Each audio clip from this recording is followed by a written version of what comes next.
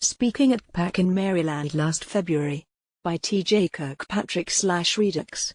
Ty Cobb's time-running point for Donald Trump on all things Russia has not been without incident. Back in September, the mustachioed lawyer was overheard loudly debating the White House's legal strategy outside BLT's stake in Washington, leading to an embarrassing New York Times scoop about the team's internal schisms, and he'd drawn repeated criticism for promising that the Russia probe would conclude by Thanksgiving. It didn't. Nevertheless, when Press Secretary Sarah Huckabee Sanders announced Cobb's resignation this week, she did so in a manner that can only be described as glowing. Ty Cobb, a friend of the president, who has done a terrific job, will be retiring at the end of the month, she said, adding that Emmett Flood, a lawyer from Bill Clinton's impeachment defense team, would take his place.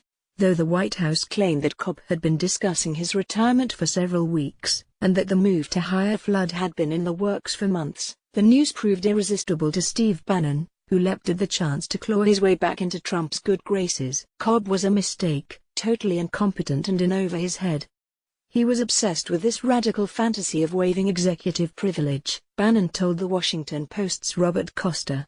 It was truly stupid. He failed to realize that there would never be, could never be a special relationship with Robert Mueller's team. He made similar remarks to the Times, calling Cobb's approach reckless and adding, "Unfortunately, you cannot undo the serious damage he has caused the president and the presidency." Cobb responded scathingly, "I don't pay attention to Steve Bannon," he told the Times. "I've seen all his documents."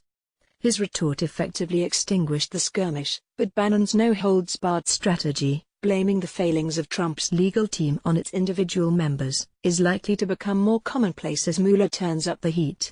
The former White House advisor took a similar tack in April, lampooning Cobb for turning over everything without due process, and advising Trump to assert executive privilege immediately and retroactively by claiming that his lawyers, namely Cobb, who had consistently advocated for cooperating with Mueller, were incompetent. At the time, Trump responded with a subtweet, declaring that he had full confidence in Cobb. But by all accounts the president's situation is far worse than it was even a month ago, as he faces down the very real possibility of a Mueller subpoena. He'll have to testify, Washington defense attorney Saul Weisenberg told my colleague Abigail Tracy recently.